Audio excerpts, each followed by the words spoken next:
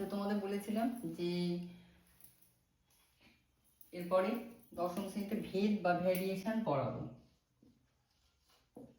তাতে কি বলেছিলাম যে দুটো চলরাশি এক্স আর ওয়াই, এক্স বাড়লে ওয়াই বাড়বে, এক্স কমলে ওয়াই কমবে, এটাকে বলা হচ্ছে সরল ভেদ।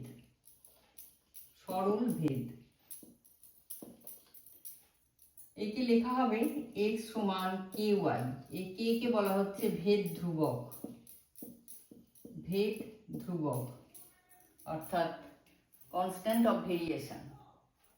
তেমনি আর একটা বলেছিলাম x varies one by y, অর্থাৎ এক্স বাড়লে ওয়াই কমবে, এক্স কমলে ওয়াই বাড়বে, এটাকে বলা হচ্ছে ব্যস্ত ভেদ। এটাকে লেখা হচ্ছে এক্স সমান কে বাই ওয়াই, অর্থাৎ এক্স ওয়াই সমান কে, এখানে কে ভেদ ধ্রুবক। এই হচ্ছে মানে ভেদের ধারণা, যে ধরো কোনো মাঠে মানে একটা মানে ফসল তোলার কাজ হলো, 5 দিন ধরে 10 জন তুললো, সেটা যদি একদিনের মধ্যে তুলতে হয় তাহলে কি তোমার বেশি লোক করতে হবে। আবার তেমনি 10 জন লোক একটা কাজ 5 দিনে করতে পারে, তাহলে 50 জন লোক ওই কাজটা কতদিনে করবে। এইরকম বিভিন্ন যে সম্পর্কগুলো তোমরা আগে করে এসছো, সেটাই ভেদের মাধ্যমে এখন করবে। এটা হচ্ছে সরল ভেদ, ব্যস্ত ভেদ পেলে। আর একটা আছে যৌগিক ভেদ। যৌগিক ভেদ কি, যে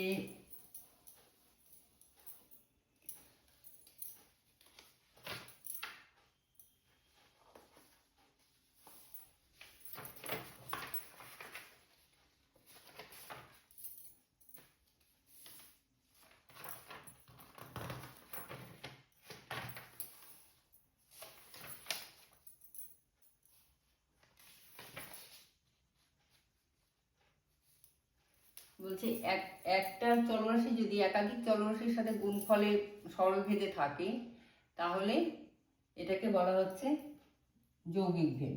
ধরো x varies as Y Z,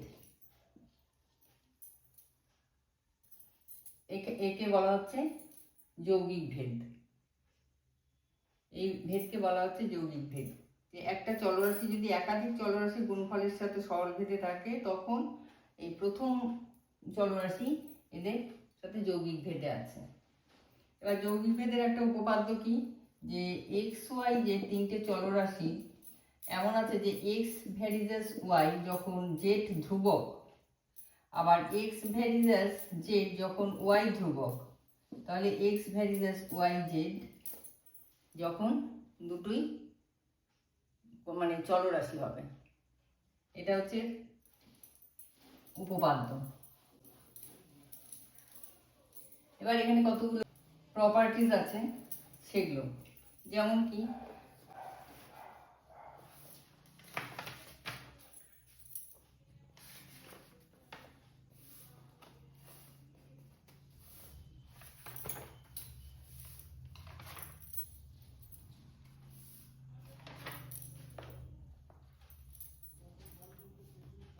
x varies as যদি ওয়াই হয়, তাহলে খুব সহজ প্রমাণ, এক্স ভ্যারিজাস ওয়াই মানে আমি একটু আগে বললাম, এটা লিখতে পারবে x equal to K Y. তার মানে y equal to 1/k into x. 1/k এর জায়গায় যদি একটা নতুন কে ওয়ান বসাই, তাহলে এরকম লেখা যায়, তাহলে ওয়াই ভ্যারিজাস এক্স। তাহলে এক্স ভ্যারিজাস ওয়াই হলে ওয়াই ভ্যারিজাস এক্সও হবে। তেমনি বলছে x varies as y, y varies Z হলে এক্স ভ্যারিজাস জেড হবে। তাহলে এক্স ভ্যারিজাস ওয়াই মানে x equal to k one y লিখলাম, তেমনি y equal to k two Z. তাহলে এবার ওয়াই এর মানটা বসাচ্ছি, কে ওয়ান থাকলো, ওয়াই এর মান হচ্ছে কে টু জেড। এবার কে ওয়ান কে টু মিলে একটা নতুন কে ড্যাশ জেড দিলাম, তাহলে এক্স ভ্যারিজাস জেড।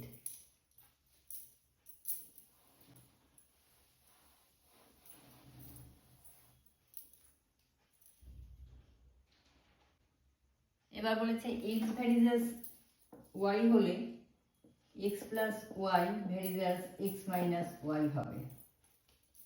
তাহলে X equal to K Y, তাহলে X by Y equal to K. যোগভাগ প্রক্রিয়া করছি, এখানেও তাই K plus one by K minus one. এটা নতুন একটা কনস্ট্যান্ট দিলাম কে ড্যাশ, তাহলে X plus Y varies as X minus Y. তেমনি বলেছে যদি এক্স ভ্যারিজাস ওয়াই হয় তাহলে x to the power N varies y to the power N. এটাও মানে x equal to K Y, তার মানে X by Y equal to K. এটার পাওয়ার নিচ্ছি X to the power Y by whole K to the power N. এবার K to the power N এর নতুন যদি দেই কে ড্যাশ, তাহলে x to the power N varies y to the power n. এইভাবে সব প্রপার্টিসগুলো তোমরা নিজেরাই করতে পারবে। তেমনি আবার এর আগে যেটা করলে যে এক্স ভ্যারিজাস ওয়াই হলে X plus Y minus varies as X minus Y হবে, তেমনি এখানে দেওয়া আছে X plus Y varies as X minus Y, দেখাতে হবে এটা। তাহলে X plus Y equal to K into X minus Y, তাহলে X plus Y by X minus Y equal to কে।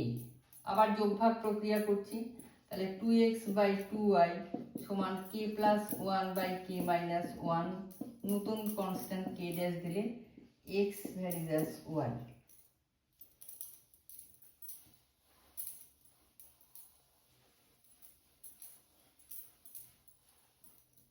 এবার কি বলেছেন যে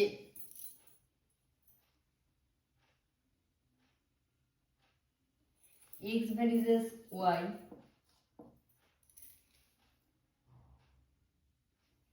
ইউ ভ্যারিজাস জেড হলে X U varies as Y Z হবে। আবার X by U varies as Y by Z হবে। তাহলে এক্স সমান কে ওয়ান ওয়াই আর ইউ সমান কে টু জেড। তাহলে এক্স ইউ মানে হচ্ছে K one K two Y Z, এর বদলে নতুন কনস্ট্যান্ট যদি কে ড্যাশ বসাই তাহলে X U varies as Y Z. তেমনি একইভাবে এক্স বাই ইউ সমান K one by K two Y by Z, ওই একইভাবে নতুন কনস্ট্যান্ট দিলে এটাই হবে।